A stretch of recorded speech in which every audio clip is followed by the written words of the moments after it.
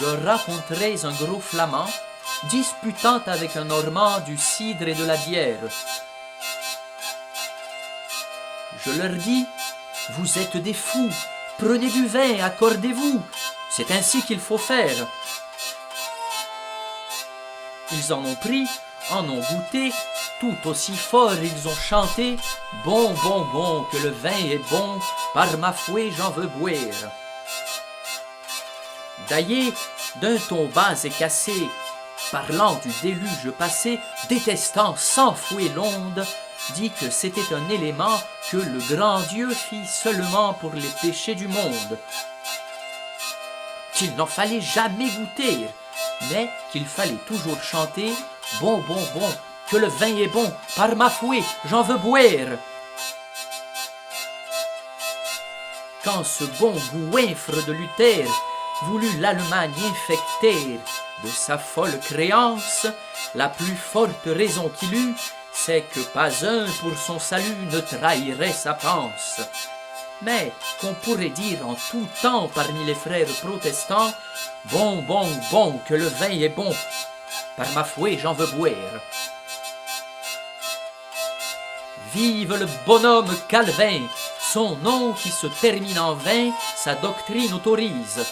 Et certes, ce vieux parpaillot, qu'on tient pour le plus grand falot de la nouvelle église, n'eût jamais formé son troupeau s'il n'eût chanté sur le tonneau « Bon, bon, bon, que le vin est bon, par ma fouet, j'en veux boire ». Bèze, ce ministre fameux, fréquentait les bals et les jeux, les ballets et les farces, et même faisait des chansons pour plaire à des petits garçons qui lui servaient de garces. Mais le plus doux de ses ébats était de dire entre deux plats « Bon, bon, bon, que le vin est bon, par ma fouet j'en veux boire ».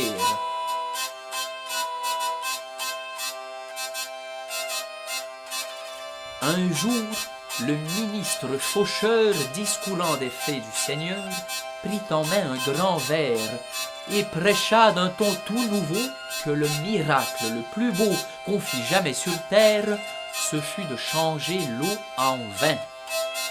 Puis chanta comme Jean Calvin, « Bon, bon, bon, que le vin est bon, par ma fouet j'en veux boire ».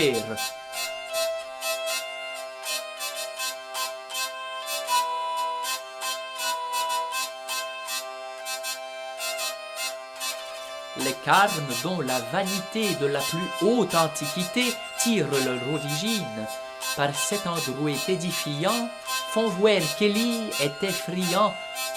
On dit carme en cuisine.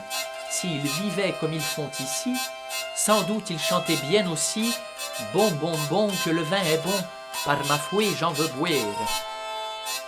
Un jour, un père recollet, secondé d'un petit collet, au fond d'une taverne, avec une croûte de pain, but 14 pintes de vin au clair d'une lanterne. Mais quand l'hôte vint à compter, il ne faisait que marmotter. Bon, bon, bon, que le vin est bon, par ma fouet, j'en veux boire. Les sévères bénédictins, pour se remplir les intestins, épuisent les rivières.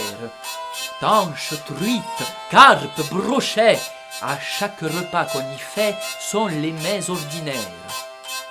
Ils vont au ciel l'esprit content, en buvant, mangeant et chantant. Bon, bon, bon, que le vin est bon, par ma fouet j'en veux boire. Les disciples de Loyola, plus rusés que tous ces gens-là, ménagent leur poitrine, de peur d'altérer leur palais. Ces pères ne chantent jamais ni vêpres ni matines, mais le jus qu'enferme l'osier les fait chanter à plein gosier. Bon, bon, bon, que le vin est bon, par ma fouet j'en veux boire.